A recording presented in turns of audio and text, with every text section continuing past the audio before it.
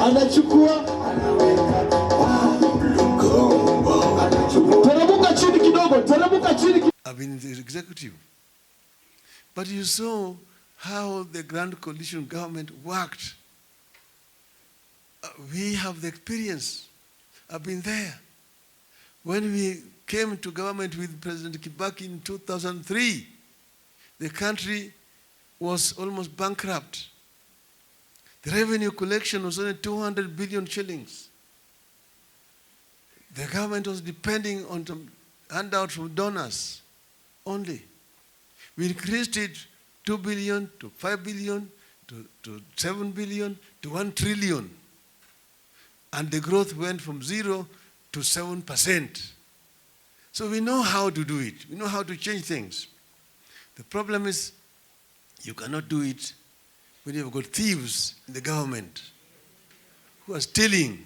That's why the president is frustrated, because he has got thieves in the government stealing by day and the night, and then they run around with monies in sacks. Oh, nataka kuja kufanya harambe kwa women groups, kwenda kufanya harambe kwa youth groups, kanisa, every Sunday with sacks of money. The source of that money is not known. Unless we get rid of these thieves, Kenya will not rise up. Why are you using money on MCAs? Ask them, where do you have the money to buy 8 helicopters? And running around with packs of money to churches and so on in order to compromise the clergy. We are not against this. You said that the clergy should take that money, but don't worship the giver. Don't worship the giver. We told him, do what he used to do.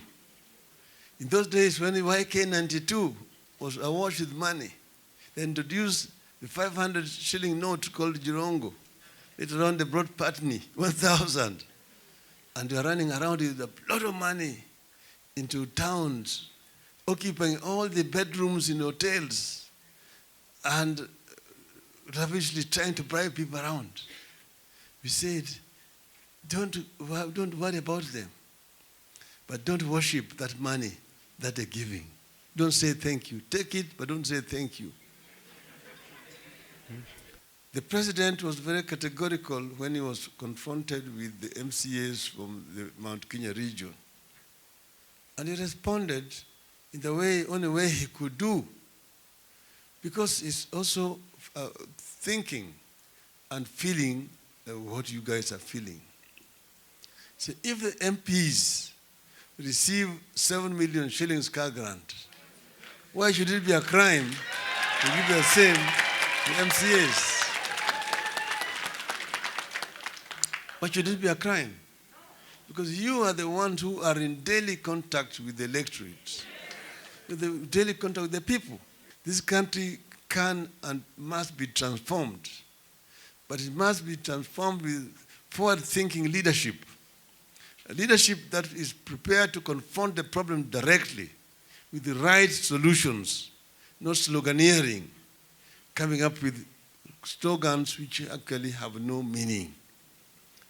Atio mama mboga, atio mtu wa mkokoteni, atio mtu wa wheelbarrow, and so on.